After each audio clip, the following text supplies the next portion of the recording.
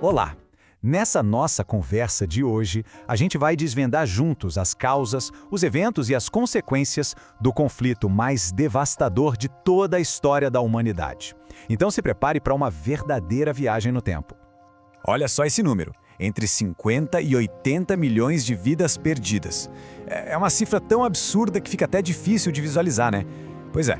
Esse foi o custo humano da Segunda Guerra Mundial, um conflito que literalmente redesenhou o mapa do planeta. A grande pergunta é, como é que a humanidade chegou nesse capítulo tão sombrio da sua história? Para entender a Segunda Guerra, a gente precisa voltar um pouco, voltar lá no finalzinho da Primeira Guerra, onde tudo começou a ser plantado.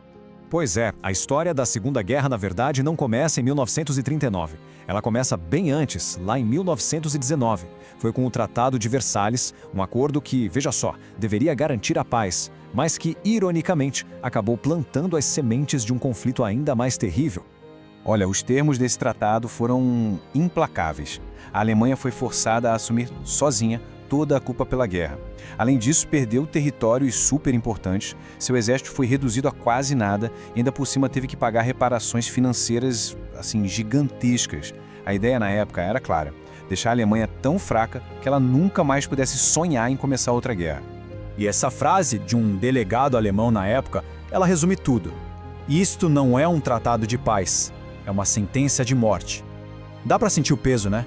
Esse sentimento de humilhação tomou conta do país. Para muita gente ali, a guerra não tinha sido perdida no campo de batalha, e sim traída pelos políticos em uma sala de reuniões. E foi nesse cenário que nasceu um mito muito perigoso, o da punhalada nas costas, que botava toda a culpa da derrota nos políticos. E, como se não bastasse, veio o caos econômico. A hiperinflação foi tão absurda que o dinheiro perdeu completamente o valor. As pessoas literalmente usavam maços de notas para acender o fogão. Imagina só o desespero de ver a poupança de uma vida inteira virar fumaça. Bom, e esse clima de caos total, de ressentimento, isso foi o terreno perfeito, né? Foi aí que ideologias extremistas, como o fascismo e o nazismo, ganharam uma força tremenda. Elas chegavam com um discurso simples, prometiam restaurar a glória da nação e, claro, apontavam culpados para toda aquela crise. A década de 1930, então, foi basicamente um grande choque de mundos. De um lado, a gente tinha as democracias, com a ideia de liberdade individual, do outro, oposto total.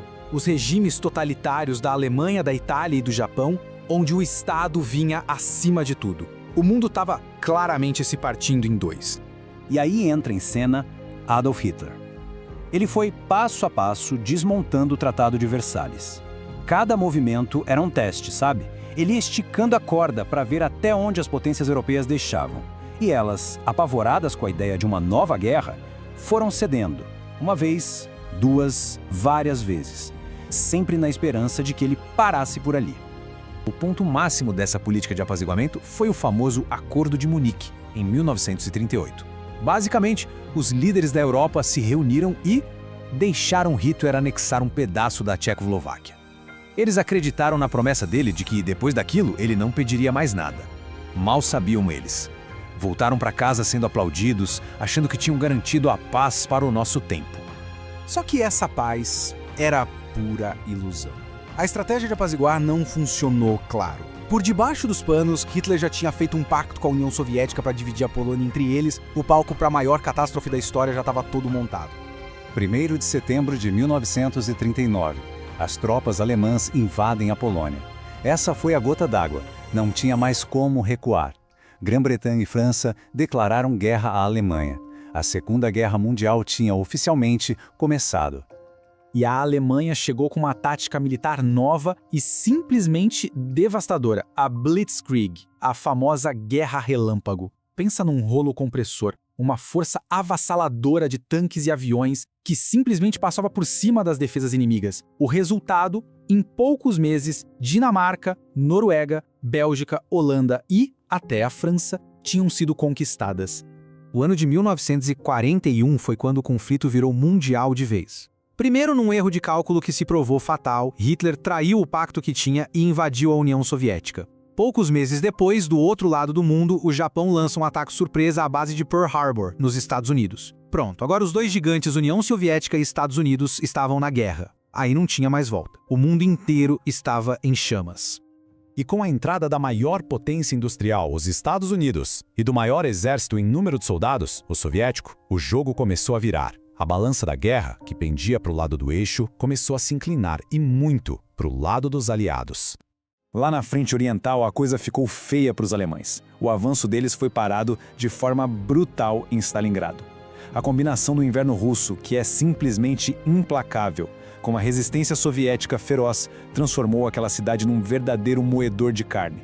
Foi uma das batalhas mais sangrentas da história, e para o exército de Hitler, uma derrota absolutamente humilhante. Enquanto isso, no lado ocidental, em 6 de junho de 1944, aconteceu o Dia D. As forças aliadas realizaram a maior invasão por mar de toda a história. Milhares e milhares de soldados desembarcando nas praias da Normandia, na França. Isso abriu uma segunda frente de batalha, o que foi crucial para apertar o cerco contra a Alemanha. Era, sem dúvida, o começo do fim do domínio nazista na Europa. Mas à medida que os exércitos aliados iam avançando pela Europa, libertando territórios, eles começaram a descobrir algo que ia muito além dos horrores normais de uma guerra. O mundo estava prestes a conhecer a escala real, chocante, das atrocidades cometidas pelo regime nazista. O que eles descobriram foi um plano de genocídio sistemático e industrial que ficou conhecido como a solução final. O objetivo era um só: exterminar todo o povo judeu da Europa.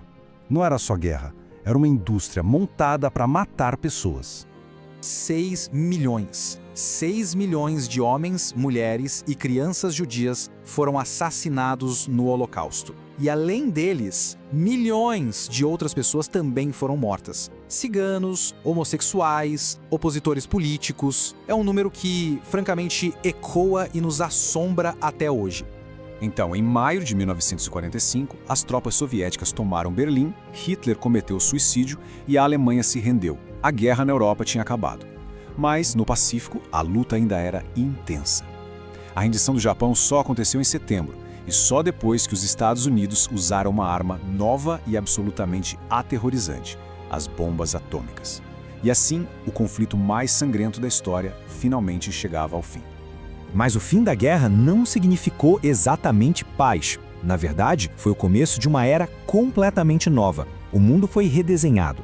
Por um lado, criaram a ONU, as Nações Unidas, na esperança de que algo assim nunca mais acontecesse. Por outro lado, surgiram novas tensões. Os Estados Unidos e a União Soviética saíram da guerra como as duas grandes superpotências, e a rivalidade entre eles deu início ao que a gente conhece como Guerra Fria.